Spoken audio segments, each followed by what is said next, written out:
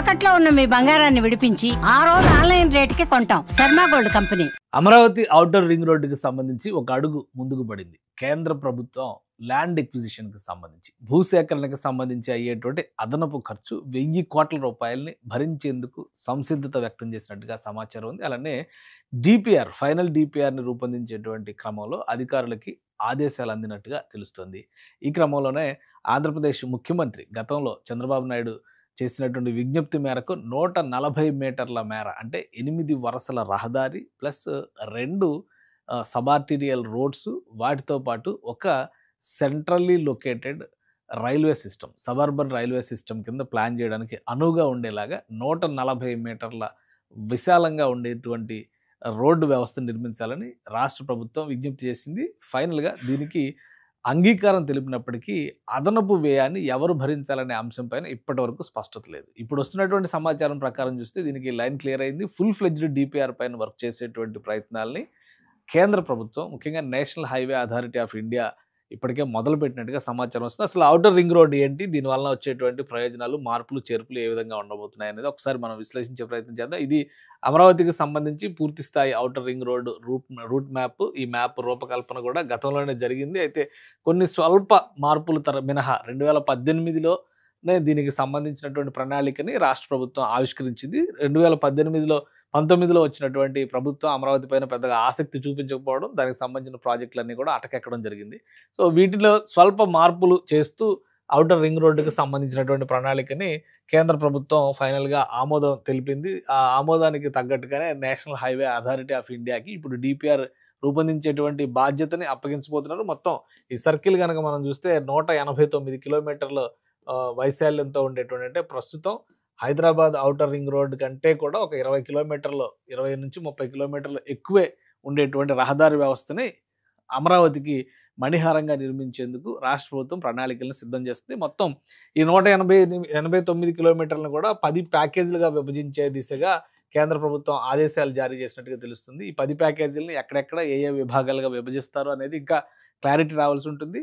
మొత్తంగా భూసేకరణకి 5300 కోట్ల రూపాయలు ఖర్చు అవుతున్నట్టుగా అంచనా ఉంది. 5300 కోట్లలో ఒక 1000 కోట్లు, అంటే గతంలో వేసినటువంటి అంచనాల ప్రకారమే 4000 కోట్ల రూపాయల వరకు ఖర్చు ఉంటుందని చెప్పి అనుకున్నారు. ఇప్పుడు అదనంగా 1000 కోట్లు భూసేకరణకు సంబంధించి అవుతుంది. కాబట్టి ఈ 1000 కోట్లని కేంద్ర ప్రభుత్వం భరించేందుకు సంసిద్ధత వ్యక్తం చేసినట్టుగా తెలుస్తుంది. సో ఇదే పీటముడిగా ఉంది ఇన్ని రోజులుగా ఈ సమస్యకు సంబంధించి. సో కేంద్రం దీనికి సంబంధించినటువంటి ఆమోదాన్ని తెలుపుతున్నటువంటి నేపథ్యంలో పనులు చకచకా ముందుకు సాగుతాయనేటువంటి అంచనాలు వస్తున్నాయి. అలానే ఈ ప్రణాళికను ఒకసారి మనం గమనించి చూస్తే కనుక గతంలో చేసినటువంటి మార్పులు మొత్తంగా ఉమ్మడి కృష్ణా, గుంటూరు జిల్లాల పరిధిలో గతంలో ఉన్నటువంటి ప్రణాళిక ప్రకారం చూస్తే ఉమ్మడి కృష్ణా, గుంటూరు జిల్లాల పరిధిలో వస్తుంది. ఇప్పుడు ఉన్నటువంటి జిల్లాల విభజన తర్వాత చూస్తే కనుక 5 జిల్లాల పరిధిలో ఔటర్ రింగ్ రోడ్ వస్తుంది.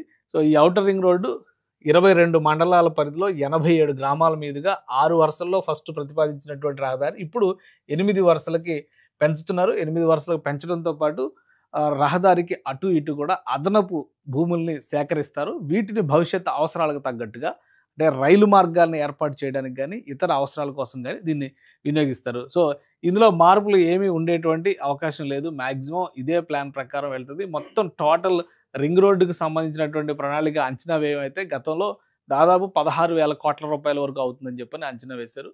భూసేకరణకు సంబంధించి ఇప్పుడు 5,300 కోట్ల రూపాయలు అంచనా వేస్తున్నారు. ఈ అంచనాలతో పాటు రివైజ్డ్ ఎస్టిమేట్స్, గతంలో వేసినటువంటి నిర్మాణ వ్యయ అంచనాలకి అదనంగా ఇప్పుడు జోడించినటువంటి 140 మీటర్ల వైశాల్యంతో రహదారి వ్యవస్థ నిర్మిస్తున్నటువంటి నేపథ్యంలో అదనంగా పెరిగేటువంటి బడ్జెట్ ఏంటి అనేటువంటి అంశం పైన కూడా నేషనల్ హైవే అథారిటీ ఆఫ్ ఇండియాకి మదింపు చేసేటువంటి బాధ్యతని కేంద్ర ప్రభుత్వం అప్పగించింది. ఇప్పటికే దీనిపైన కేంద్ర మంత్రి పెమ్మసాని చంద్రశేఖర్ కూడా కేంద్ర ఉపరితల రవాణా శాఖ మంత్రి నితిన్ గడ్కరీతో భేటీ అయ్యారు. కేంద్రం సుముఖంగా ఉందనేటువంటి విషయాన్ని ట్వీట్ ద్వారా ఆయన షేర్ చేశారు. సో ఇప్పుడు అధికారులకి తాజాగా అందినటువంటి ఆదేశాల నేపథ్యంలో 1 నుంచి 3 నెలల్లో దీనికి సంబంధించినటువంటి సమగ్ర ప్రణాళికని ఆవిష్కరించే అవకాశం ఉంది.